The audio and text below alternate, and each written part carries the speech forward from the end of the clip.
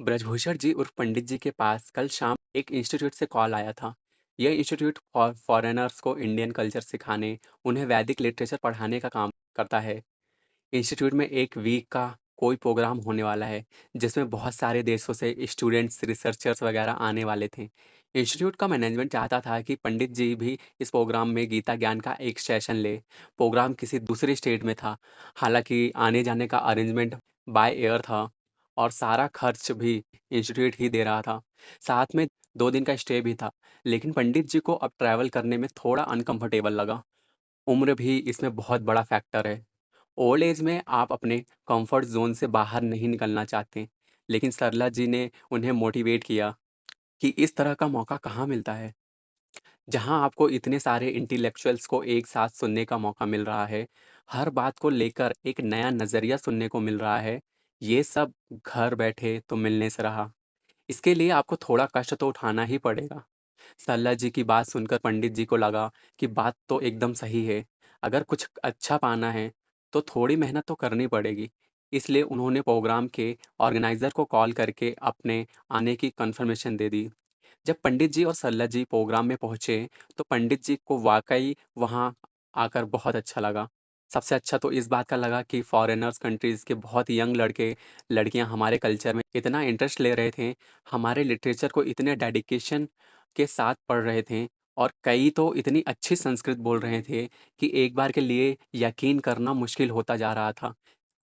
पंडित जी का session programme के दूसरे दिन था।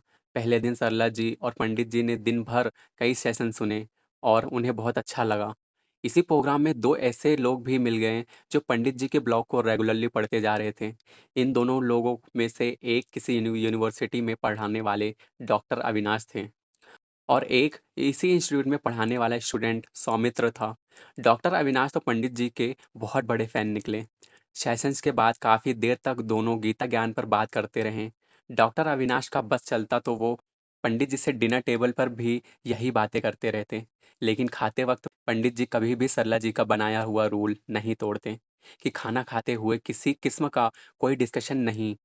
डॉक्टर अविनाश ने पंडित जी से कहा कि उन्हें पंडित जी के सेशंस का बेसब्री से इंतजार है। अगली सुबह प्रोग्राम में सबसे पहले पंडित जी का ही सेशन था। पंडित जी कभी भी किसी सेशन के लिए तैयार करके नहीं जाते थे। आज भी कुछ चेंज नहीं हुआ था।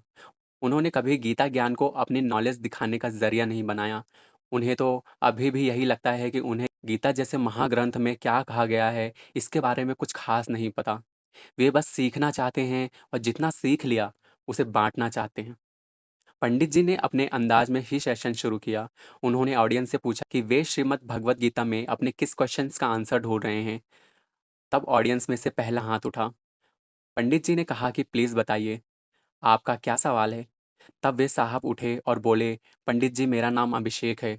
मैं आपसे ये जानना चाहता हूँ कि अगर मेरे किसी काम से किसी को दुःख पहुँचता है, किसी का दिल दुखता है, लेकिन मैं यह मानता हूँ कि वह काम ठीक था, तब क्या मुझे उस कर्म का पाप लगेगा? और पाप पुण्य तो बाद की बात है। क्या मुझे ऐसे कोई काम करना चाहिए जिसके बारे में मैं ये सोचता हूँ कि वह काम सही है, लेकिन यह भी जानता हूँ कि उससे किसी का दिल दुख सकता है? तो पंडित जी ने कहा कि कोई भी कर्म एक तरफ़ा नहीं होता। कोई ना कोई दूसरा भी उसमें इन्वॉल्व रहता ही है। अगर हम गौर से अपने सभी कर्मों को देखेंगे या उनके बारे में सोचेंगे, तो पाएँगे कि हमारे काम में कम से कम एक इंसान को फ़र्क पड़ा ही होता है। अब अगर हमें लगता है कि हमारे किसी कर्म से किसी दूसरे को दुःख मिल सकता है, तो हमें ये सोचना चाहिए कि ऐसा क्यों है? और क्या उस काम को किसी दूसरे तरीके से भी किया जा सकता है? पंडित जी ने आगे कहा कि सपोज़ आपके घर में किसी को डायबिटीज़ है और उनके लिए मीठा खाना सख्त मना है। तब अगर आप ये सोचकर उनसे मीठा खाने पर सख्ती से पेश नहीं आएँगे कि इससे उन्हें दुःख होगा, तो आप खुद सोचिए किस कंडीशन में आपका क्या करना उनके लिए सही है।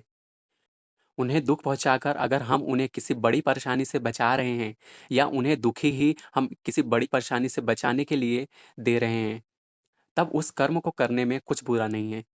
बाकी भगवान श्री कृष्ण ने श्रीमद् भगवद गीता में कर्म के लिए बहुत कुछ कहा है।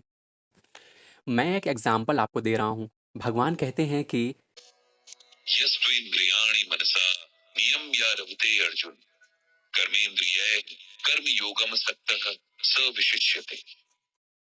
इस श्लोक का अर्थ है कि जो पुरुष मन से इंद्रियों को वश में करके अनासक्त हुआ, मतलब उसने अपना अट्रैक्शन खत्म कर सभी इंद्रियों द्वारा कर्म योग का आचरण किया, तो वही महान है। इसे सिंपल लैंग्वेज में ऐसे समझिए कि भगवान अर्जुन को कर्म और कर्म करने वाले के गुणों के बारे में बता रहे हैं। जब भी हम कोई काम करें, हमारी कोशिश यही रहनी चाहिए कि हमारी इंद्रियां हमारे कंट्रोल में हों। अगर डॉक्टर का मन, उसके इमोशंस उसके कंट्रोल में नहीं हुए, तो वह कभी भी अपने पेशेंट्स को अच्छे से ट्रीट नहीं कर पाएगा। अनासक्त का मतलब होता है डिटैच्ड होना। हमारे दूसरों से अटैचमेंट ही हमारे दुखों का कारण बनते हैं। इसलिए अगर हम डिटैच होकर काम करें, तब हम सबकी भलाई कर सकते हैं। डिटैच होने का मतलब यह नहीं है कि हम किसी से प्यार ना करें, बल्कि ये है कि हम सिर्फ प्यार करें, मोह ना रखें।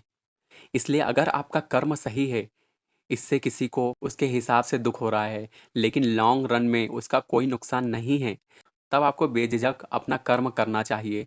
पंडित जी के आंसर्स से उन क्वेश्चंस करने वाले साहब को शायद जवाब मिल गया था। वे थैंक यू कहकर अपनी सीट पर बैठ गए। तब पंडित जी ने और भी डिटेल में कर्म के बारे में गीता ज्ञान क्या कहता है, ये बताया। गीता में भगवान श्री कृष्ण ने कर्म को दो हिस्सों में बांटा है। एक कर्म का नियम है और दूसरा कर्म योग है।